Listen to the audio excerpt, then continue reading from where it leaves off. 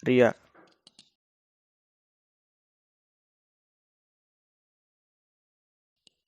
Ria adalah melakukan suatu amalan agar orang lain bisa melihatnya kemudian memuji dirinya. Yang termasuk ke dalam ria yaitu sum'ah, yakni melakukan suatu amalan agar orang lain mendengar apa yang kita lakukan, sehingga pujian dan ketenaran pun datang. Ria dan semua derivatnya merupakan perbuatan dosa dan merupakan sifat orang-orang munafik. Hukum ria.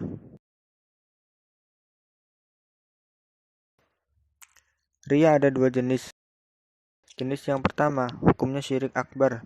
Hal ini terjadi jika seorang melakukan seluruh amalannya agar dilihat manusia dan tidak sedikit pun mengharap wajah Allah. Dia bermasuk bisa bebas hidup bersama kaum muslimin, menjaga darah dan hartanya. Inilah ria yang dimiliki oleh orang-orang munafik.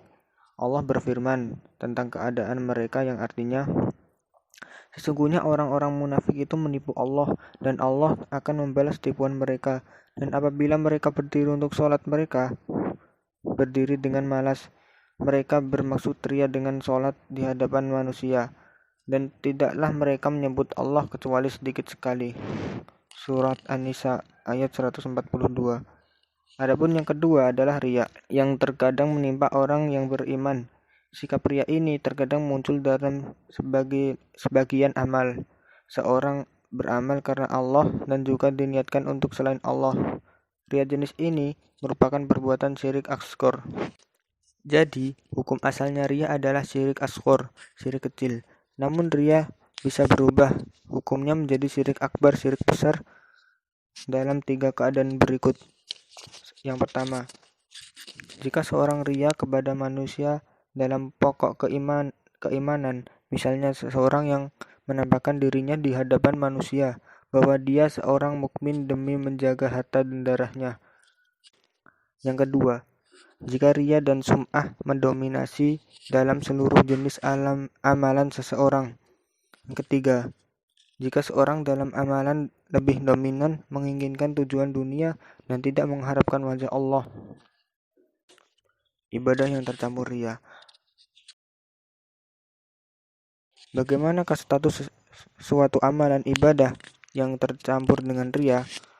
Hukum masalah ini dapat dirinci pada beberapa keadaan. Jika seorang beribadah dengan maksud pamer di hadapan manusia, maka ibadah tersebut batal dan tidak sah. Adapun jika ria atau sum'ah muncul di tengah-tengah ibadah, maka ada dua keadaan. Jika amalan ibadah tersebut berhubungan antara awal dan akhirnya, misalkan ibadah sholat, maka ria akan membatalkan ibadah tersebut dan tidak berusaha dihilangkan dan tetap ada dalam ibadah tersebut. Jenis yang kedua adalah amalan yang tidak berhubungan antara bagian awal dan akhir. Sedekah misalnya.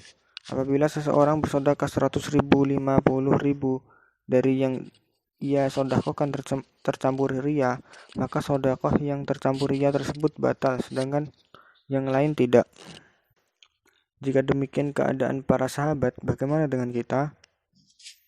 Penyakit ria dapat menjangkiti siapa saja, bahkan orang alim sekalipun, termasuk juga para sahabat Nabi radhiyallahu anhum. Para sahabat adalah generasi terbaik umat ini.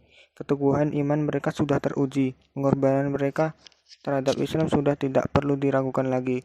Namun demikian, Nabi SAW mengkhawatirkan ria menimpa mereka. Beliau bersabda, suatu yang aku khawatirkan menimpa kalian adalah perbuatan syirik asghar.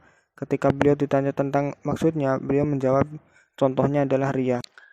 Dalam hadis di atas terdapat pelajaran tentang takut kepada syirik. Nabi SAW khawatir kesyirikan menimpa sahabat Muhajirin dan Ansor, sementara mereka adalah sebaik-baik umat. Maka bagaimana terhadap umat selain mereka jika yang beliau khawatirkan menimpa mereka adalah syirik asghar yang tidak mengeluarkan dari Islam? Bagaimana dengan syirik akbar? Lebih bahaya dari fitnah Dajjal. Rasulullah SAW bersabda, maukah kamu beritahu tentang sesuatu yang menurutku lebih aku khawatirkan terhadap kalian daripada fitnah Al-Masih Ad-Dajjal?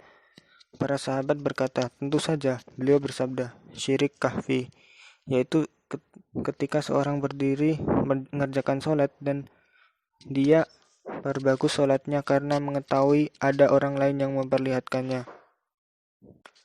Rasulullah SAW menjelaskan bahwa riya termasuk ciri kafir yang samar dan tersembunyi. Hal ini karena riya terkait dengan niat dan termasuk amalan hati yang hanya diketahui oleh Allah Ta'ala.